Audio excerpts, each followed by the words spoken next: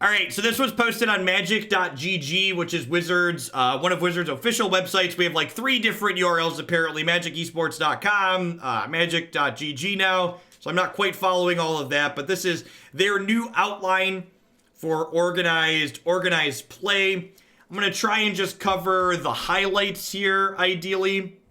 MagicEsports.net are not an official Magic website. All right, so this just looks like boilerplate. Let's start with the headlines of what's coming.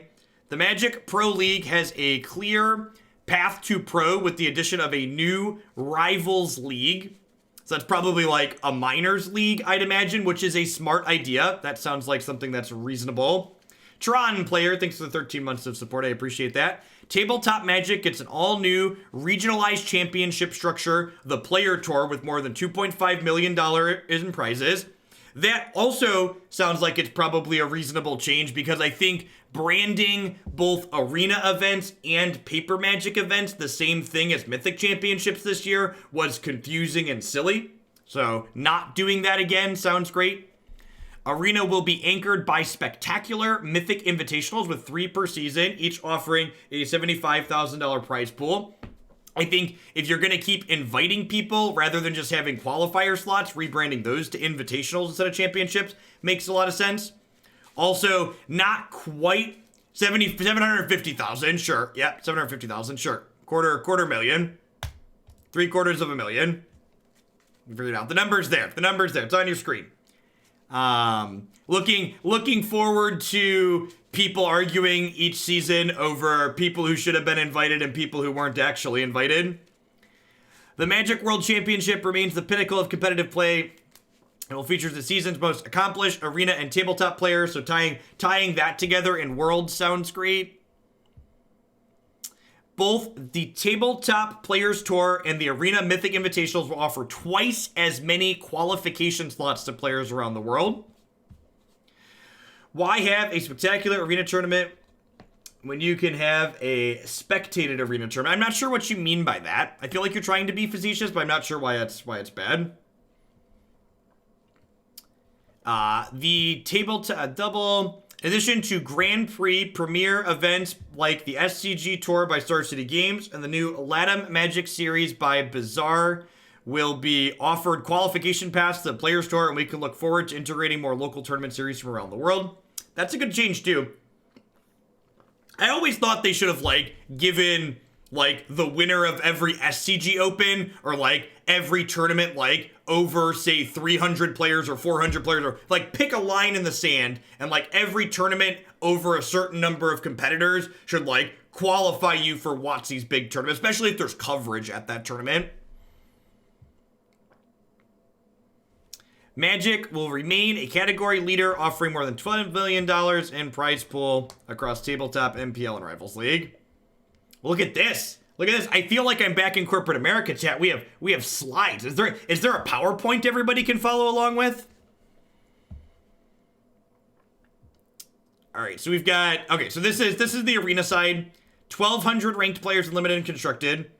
Mythic Point challenges. Mythic qualifier. I wonder what this is. Mythic Point challenges. That's what I'm interested in reading.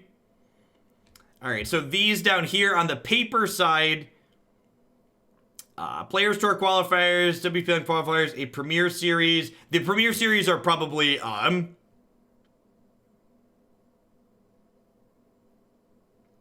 you going to read the PowerPoint verbatim? I'm not planning to read everything here, just the highlights. The Premier Series are SCG, yeah, and the Bazaar thing that they mentioned. And then there's 3 regional Players Tours, which queue you up into here.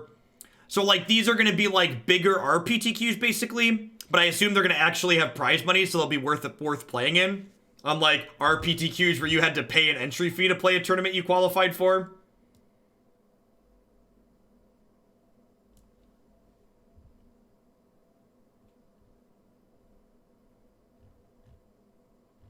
All right, to make it easier to follow, we've broken down the news into different sections.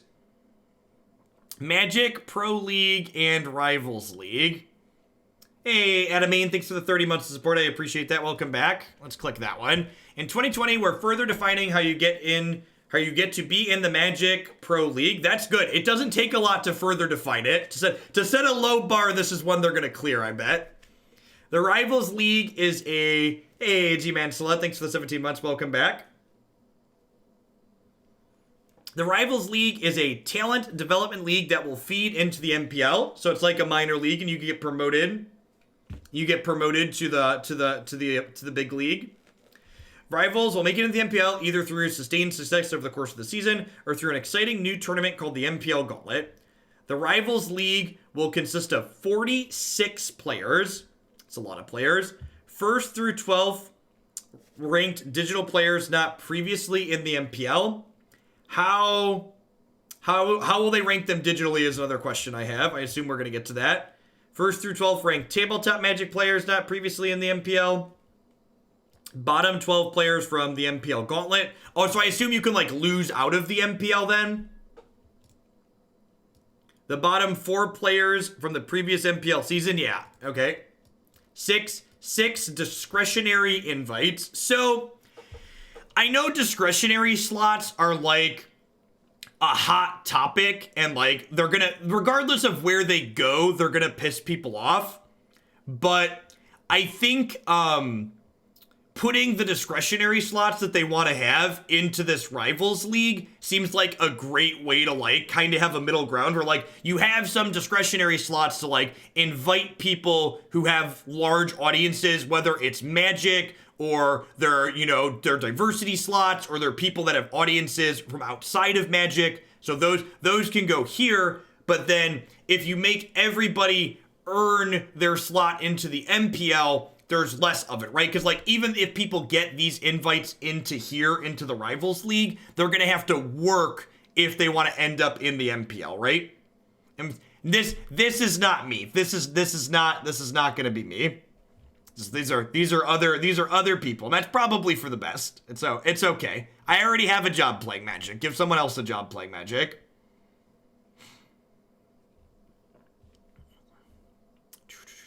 Throughout the season, Rivals will receive invites to events, including Players Tours. Rivals can earn up to $20,000 in appearance fees, in addition to prizes in tournaments. It's interesting that they're phrasing this as appearance fees again. I wonder if they're not paying them an actual salary, but they're just paying them money to show up to tournaments again, which seems like a good balance. Don't pay people to not show up to things. I can't wait to see Ninja in the Rival. Trust me when I say Ninja's not showing up for $20,000 over the course of a year. 20 grand would be lucky for Ninja to show up to one tournament for you.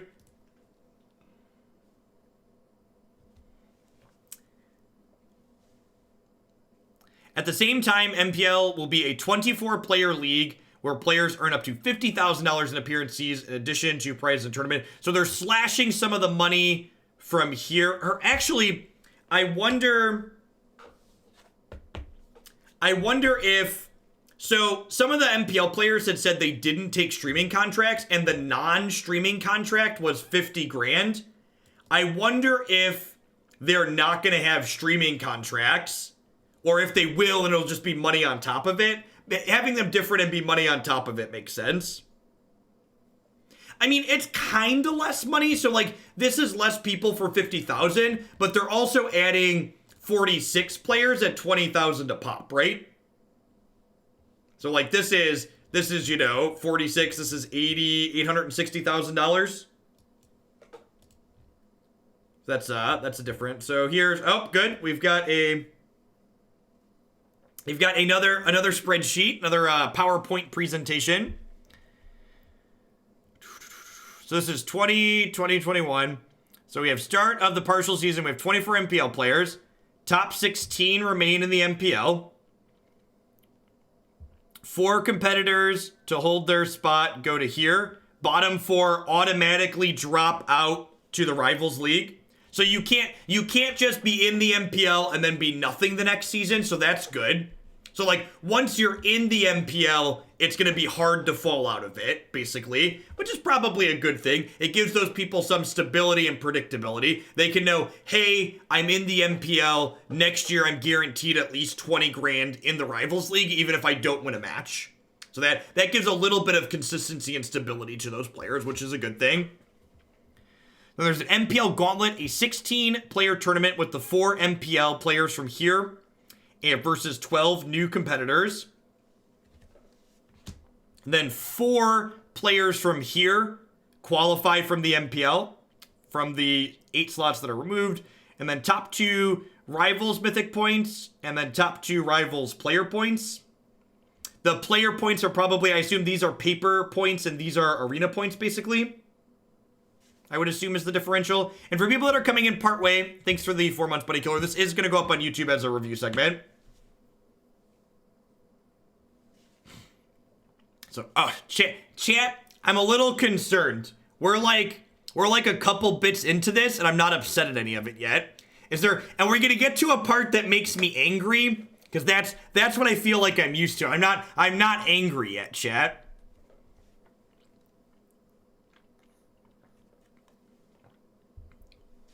It's not actually upsetting. That's good. I'm waiting on angry, Jeff.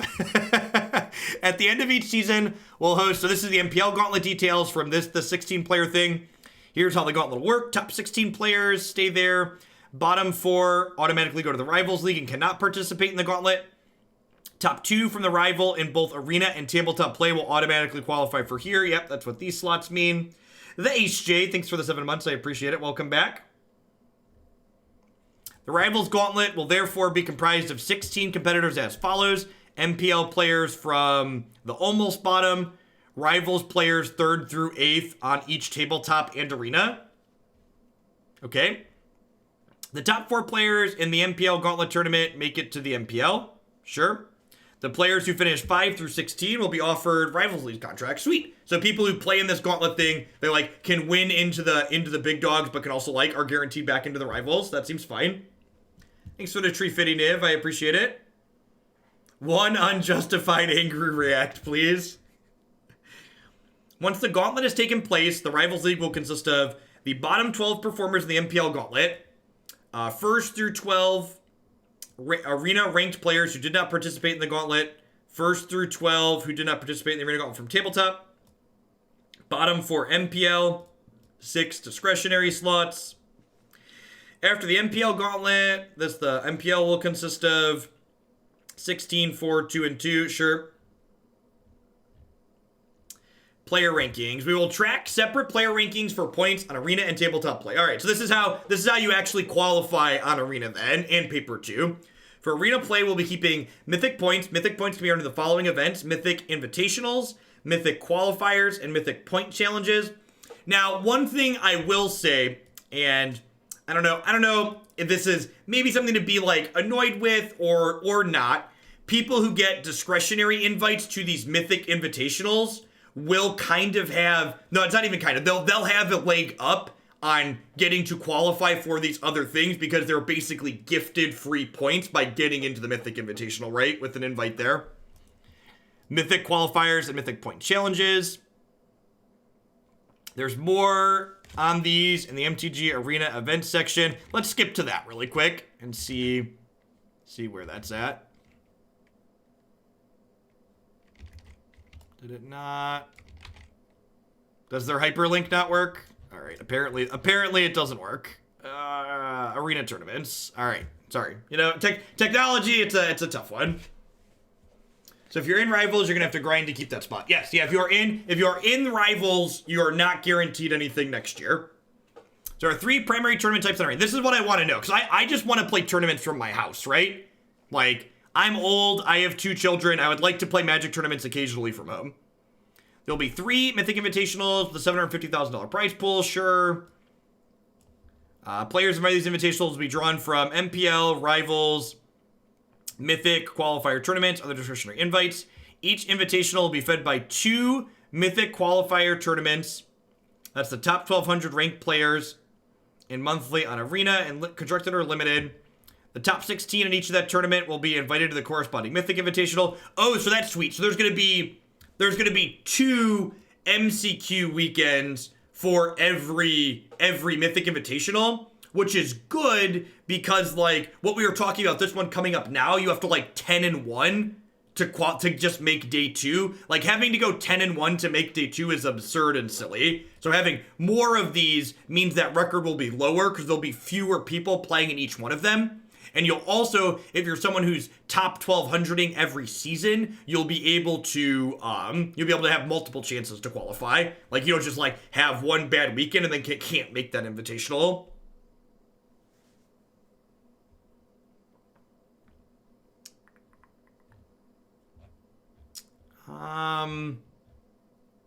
Magic Arena tournaments. Does this not mention the Mythic Point challenges, or am I missing it? Mythic Point challenges are tournaments that will not feed into other events but will reward Mythic Points. Qualifying for these events will... Oh, so there's no details on this. We don't actually know. This is what I actually wanted to know.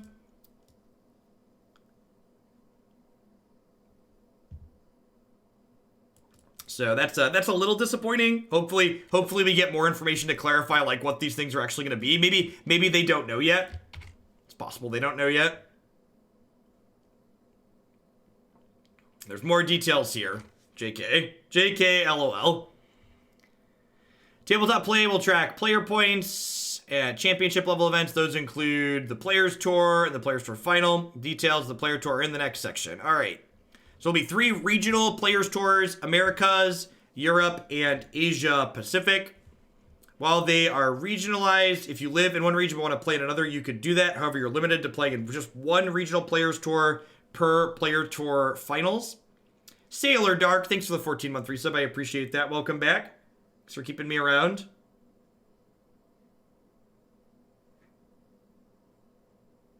Yeah, exactly, Alec. You can do things other than just top 16. So that's good. Giving grinders an avenue to grind on Arena for those big things are ideal.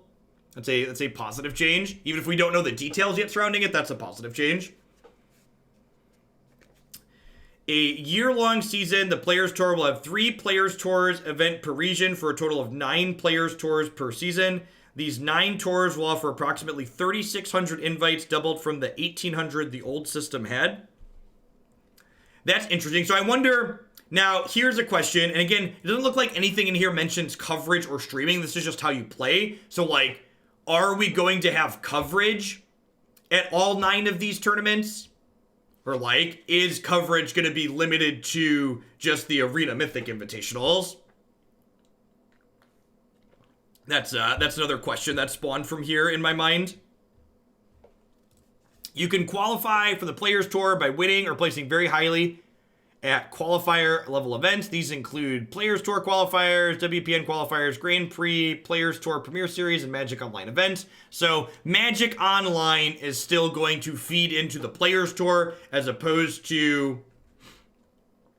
Seth Manfield confirmed on Twitter that the MPL won't contain streaming contracts. You know, honestly, that doesn't surprise me. While a number of the MPL people have generated successful streams, there's a number that haven't too, and that money's probably better spent in other places. Like, for instance, Hafu was streaming today. I think they're still streaming. How many people do they have? They are not streaming Magic anymore, but Hafu was streaming Magic earlier today and had like 6,000 people watching them, which is like, that's money well spent. Went down to 1,500. Still, that's 5,000 people that probably weren't watching Magic to begin with, and like paying money for streaming contracts to big streamers like Hafu and other people in Hearthstone and Teamfight Tactics and those other big games. That's a better investment in my opinion than giving streaming contracts to professional Magic players who likely won't have that large of an audience.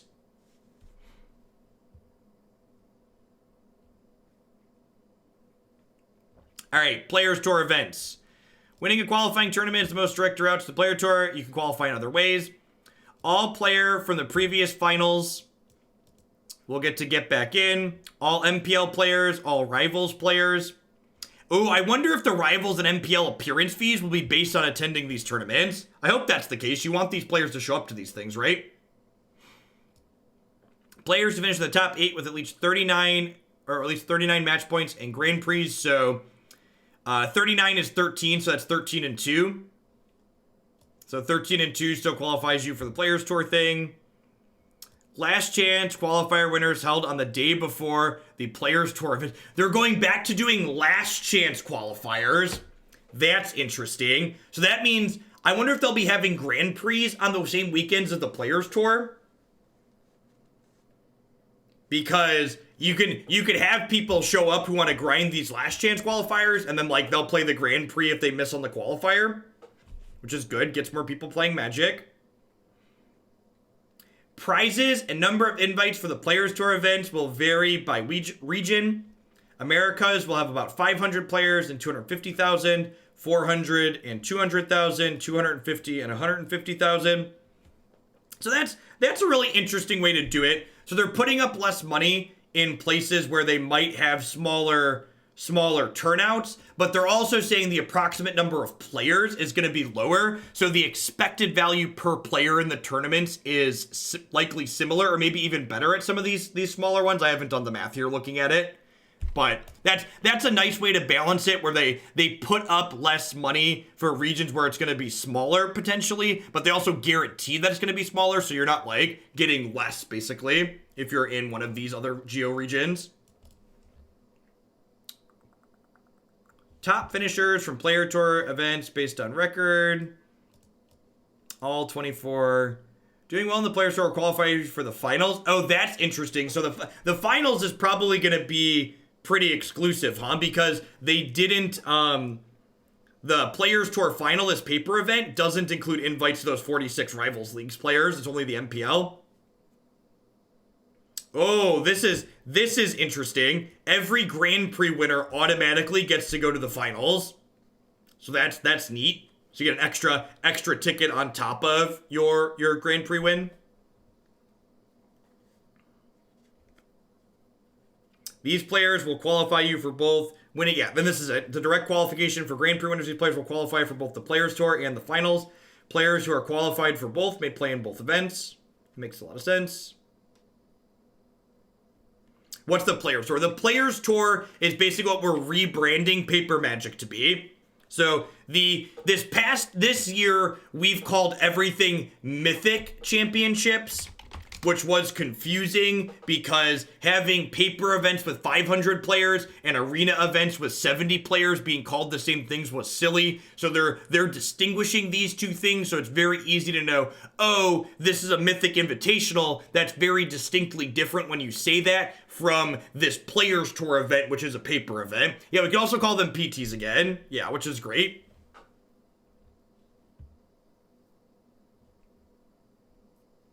There are many different ways to qualify for the Players Tour. These are Players Tour qualifiers or single day tournaments. These are just like PTQs, similar to current Mythic Championship qualifiers. We can call them PTQs again. Yay, we can call them PTQs again, chat. That's the real winner here. The real winner is that we get to go back to the old acronyms. WP and stores will have the ability to run their own qualifying tournaments. There will be multiple structures available to them, including multi-day structure with feeder events that we expect to be popular. Each WPN event will be provided 32 promo cards to be distributed as prizes. We expect the first round of these events to begin in October. Events will be listed in the event locator and are scheduled near you. All right, this is like tangentially related, but if anybody in chat has a copy of the modern Jeskai tempo deck that they would like to mail me for a couple of weeks, I would like to play in an MCQ at the end of the month. Matthew's talked me into making bad decisions, and this is reinforcing my idea to make bad decisions and go play an MCQ. So if anybody has one of those and they want to loan it to me, DM me. Grand Prix will continue to be the Keystone tournaments run by CFB, and the top 8 will receive invitations to the Players Tour. The winner also gets the finals, sure. Note that Grand Prix will reward lifetime player points, but they will not apply to seasonal qualifications. Lifetime total player points will use pro points as a basis. You've actively lost your mind. Shh. Magic Online will continue to run qualifiers in every format, sure, except Standard, because Magic Online is not limited, Modern, Legacy, and Pauper.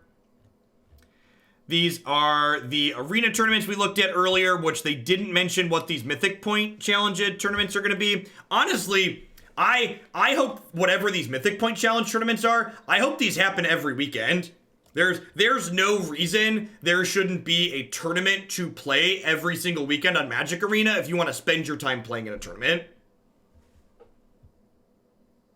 Is it just a pet deck, or do you expect Jeskai Tempo capable of holding its own? Yes, is the answer to your question. Chat, okay, now I'm getting concerned. We're like almost to the bottom of scrolling through this article, and I'm still not pissed off yet. This is, I don't know how to feel. Somebody tell me how I'm supposed to feel. The partial season. Next year we will transition to work towards a shift from mid-year to mid-year competitive season. Oh, they're gonna go back to July. Sure. This means that the transition from current MPL only structural to MPL rival structural involves some different numbers and some different churn mechanisms to transition. I'm sure this is fine. I'm sure we have a weird picture here. I don't really care about the details about this. This doesn't really impact me, right? Well, I guess the top 8 arena players. How does top 8 arena players get calculated? During this transition, the rival league will only have 32 players.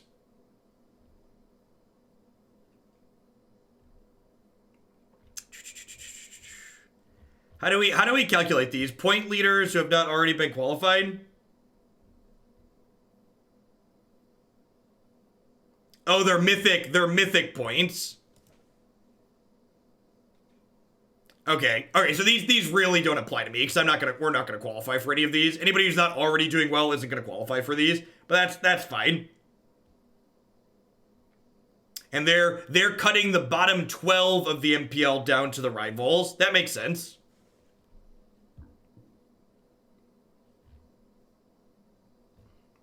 Yeah, this is fine. This is like, it's a little awkward, but any transition periods are usually a little bit sloppy. It's like not a big deal. Elendar, thank you for the Twitch Prime support. I appreciate that. Welcome. Thanks for keeping me around.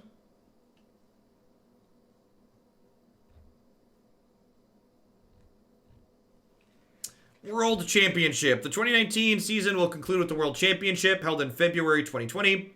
This is a change from the previously announced month of December. More details will be released soon, but you can see who's already qualified. The slots that are yet to be filled here. Focus on our future plan. There's obviously more to watch here. Sure. Oh, we have 2 more Arena Mythic Championships this year.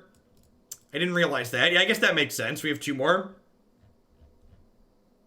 How do I get started? All right, I already know these details, right? Play. All right, well, I mean, I made it all the way to the end of the article, and all of this seems incredibly reasonable and sane, chat.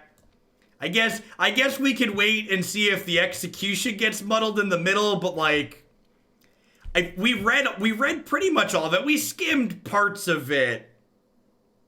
We skimmed parts of it, but yeah, I mean, there's a lot here, and there's still some details missing. Like, what do the Mythic Point challenges look like? But this seems incredibly reasonable.